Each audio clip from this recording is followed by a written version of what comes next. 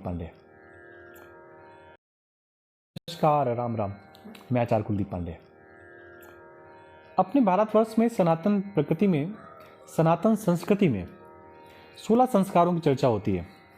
लेकिन अगर किसी से पूछ लिया जाए कि 16 संस्कार क्रमबद्ध तरीके से कौन है, मध्याह्न का कौन है, चौथा संस्कार कौन सा है, तीसरा कौन सा है और पहला कौन सा है, समापन कौन सा है, तो मन में डाउट हो जाएगा कि क्या बताएं। 16 संस्कार सबको याद है कि 16 संस्कार होते हैं, लेकिन ये 16 में पहला कौन सा होता है भाई? देखिए, सारे संस्कार हम सब के ऊपर होते हैं, मनुष्य के ऊपर होते हैं। जो भी पृथ्वी पर जन्म लेता है और जो भी सनातन संस्कृति को मानता है, हिंदू संस्कृति को मानता है, उनके ऊपर ही 16 संस्कार होते हैं। तो 16 संस्कारों में कई संस्कारों की हम चर्चा करते हैं। जैसे वैवाहिक संस्कार हो गया, विवाह भी एक संस्कार है। जनेऊ, ये भी एक संस्कार है। किसी का शरीर शांत हो गया तो शांत होने के 13वें दिन बाद कोई कार्यक्रम किया गया उनकी पुण्यतिथि पे या उनके ना रहने के बाद, ये भी एक संस्कार है। कान को छेदा गया, ये भी एक संस्कार है। पहली बार चम्मच से, चांदी के चम्मच से चटनी नहीं, खीर चटाई गई, ये भी एक संस्कार है।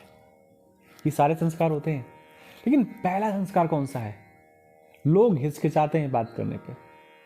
उनको लगता है अरे कोई क्या सोचेगा, और कोई क्या सोचेगा, इसी कारण से अपने घर में ऐसे शिशु को, ऐसे बालक को, ऐसे जीव को ले आते हैं जो कई बार पुण्यात्मा ना होकर के पापात्मा होता है। आप कथाओं पे जाइए, पुराणों पे जाइए, इतिहास पे जाइए, महाभारत पे जाइए, सब जगह संस्कार की प्रक्रिया बताई गई। जिसने जिस देवता की आराधना की, वो देवता उनका पुत्र बनकर के आया। राम जी के जन्मोत्सव का कार्यक्रम हो चुका होगा जब तक आप ये वीडियो हमारा देखेंगे, और राम जी की स्थापना भी हो चुकी होगी, हो सकता है। लेकिन माता कौशल्या ने और दशरथ जी ने, दोनों ने पिछले जन्म में ब्रह्म की पूजा की, भगवान की पूजा की और उनको पुत्र रूप में प्राप्त करने की कामना की। देखिए, बिना मांगे कुछ नहीं मिलता संसार में। और ये भी कहते हैं कि बिन मांगे मोती मिले, तो वो ठीक बात है, लेकिन कहना पड़ता है। बच्चे को अपनी माँ के सामने रोना पड़ता है, तब वो पान कराती है, दुग्ध पान कराती है। कहना पड़ता है कि मुझे भूख लगी है, तब भी व्यक्ति भोजन देता है।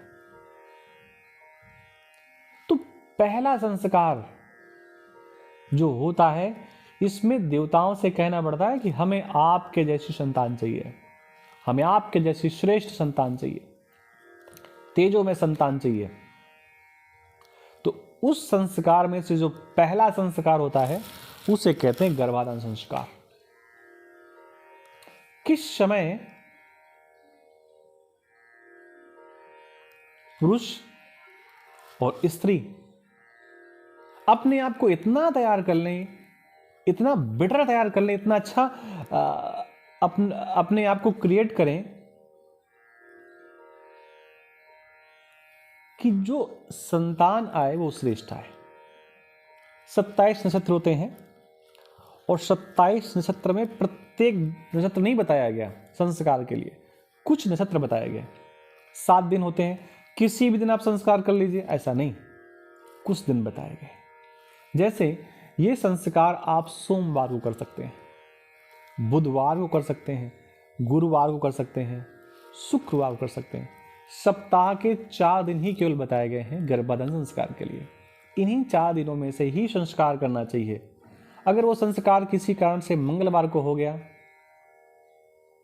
शनिवार को हो गया, रविवार को हो गया, तो आप मान लीजिए कि कोई श्रेष्ठ संतान तो नहीं आनी है। आएगी ऐसी बीमारू आएगी, और जो बीमार रहेगी, अस्वस्थ रहेगी, या उसके अंदर राक्षसी स्वभाव ज्यादा हो, तो कुछ दिन अवॉइड करने के लिए बताया गया। मंगलवार, शनिवार, रविवार अवॉइड करना चाहिए। कुछ और तिथियां बताई गई। तिथियां 15 होती हैं, शुक्ल पक्ष की 15 होती हैं कृष्ण पक्ष की, चौथी, 8वीं और 14वीं, ये तिथियां अवॉइड करने के लिए बताई गई। इन तिथियों में प्रयास करना चाहिए कि संस्कार ना हो। अमावस्या और पूर्णिमा, इन दोनों को भी भूलने की बात कही गई। इन दोनों दिनों पर भी संस्कार आपका ना हो। संध्या काल, संध्या काल का मतलब होता है प्रातः काल और सायंकाल, मध्याह्न का काल, रात्रि के एकदम से मध्य का काल। इस समय भी संस्कार ना करने की सलाह दी गई। कुछ नक्षत्र बताए गए जैसे तीनों उत्तरा, मृगशिरा, हस्त, अनुराधा, रोहिणी, स्वाति, श्रवण, घनिष्ठा। ये नक्षत्र जो है ये बहुत शुभ नक्षत्र है। अगर अच्छे दिनों के साथ ये नक्षत्र मिल जाए, उसमें से शुक्ल पक्ष का पक्ष मिल जाए, कृष्ण पक्ष भी इसमें बताया नहीं गया पक्ष के लिए प्रमुख रूप से, लेकिन शुक्ल पक्ष मिल जाएगा तो चंद्रमा ताकतवर होगा, जो संतान आएगी उसका मन ताकतवर होगा, और फिर तो बहुत कुछ अच्छा होगा। दिन का समय भी अवॉइड करने के लिए कहा गया। अगर आपके पास जन्म कुंडली है तो आप किसी आचार्य के पास जाएं, उससे पूछें कि देखो हमारी कुंडली में बलवान समय कौन सा है कि उस समय पर ऐसा संस्कार हो, ऐसा बीज का रोपण हो। तो जब आए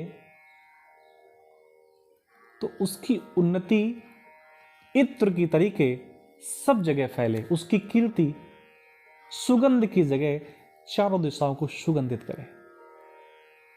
तो ऐसा आचार से पूछना चाहिए। और ये है प्रथम संस्कार। ऐसे ही हम आपको 4-5 जो क्रम के संस्कार होते हैं उनको थोड़ा थोड़ा बताते रहेंगे। चैनल को सब्सक्राइब जरूर कर लीजिए ऐसी ढेर सारी अच्छी जानकारियां प्राप्त करने के लिए। आप सबको राम राम, नमस्कार।